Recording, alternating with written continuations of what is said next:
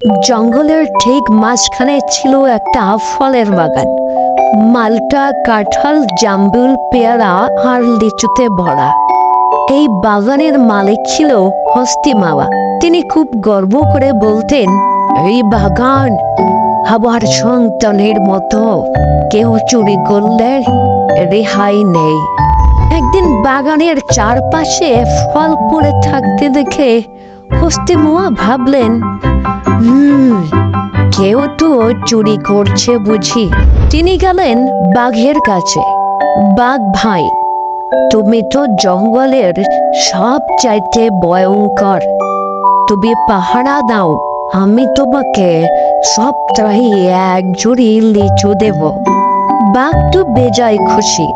সে মনে মনে ভাবলো, এবার আমার গুরুত্ব সবাই দেখবে।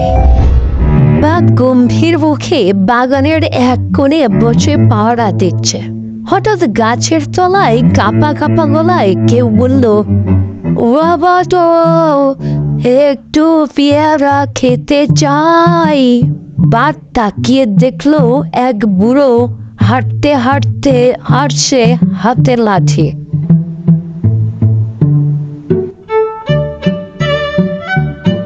কে তুমি? এখানে কেন এসেছো?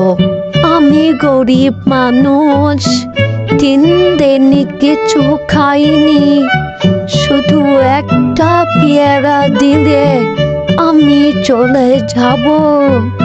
বাঘ একটু দয়ালু হয়ে গেল, বলল, আচ্ছা ঠিক আছে, একটা নাও, কিন্তু কাউকে বলো না কিন্তু। বুড়ো পেয়ারা নিয়ে চলে গেল। কিন্তু তুমি বুঝতে পারছো, সে ছিল ওই শেয়ালি।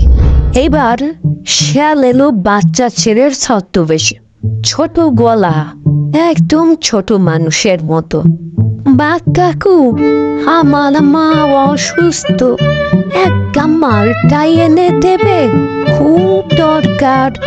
বাঘ ভাবলো, আহা, ছোট বাচ্চা, মা অসুস্থ, দিলেই বা ঘটে কে।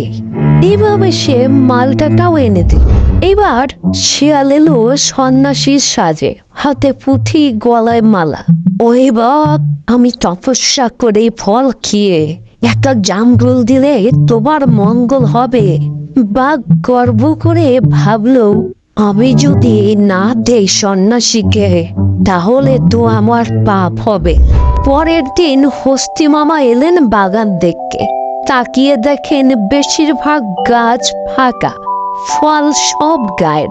তিনি রেগে বললেন, বাঘ, তবে পাহারা না দিয়ে সব ফলগুলো কি বিলি করে দিচ্ছ? বাঘ মাথা নিচু করে সব ব্যাখ্যা দিল। ঠিক তখন পাশে একটি ঝোপের আড়াল থেকে শিয়াল হাসতে হাসতে বলল, ও হে বাঘ মামা, বুড়ো বাচ্চার সন্ন্যাসী সব ছিলাম আমি। তুমি তো একদম বিশ্বাসী মুরগি। হস্তি মামা মুস্কি হেসে বললেন, শক্তি যতই থাকুক, বুদ্ধি না থাকলে ফাঁদে পড়া নিশ্চিত।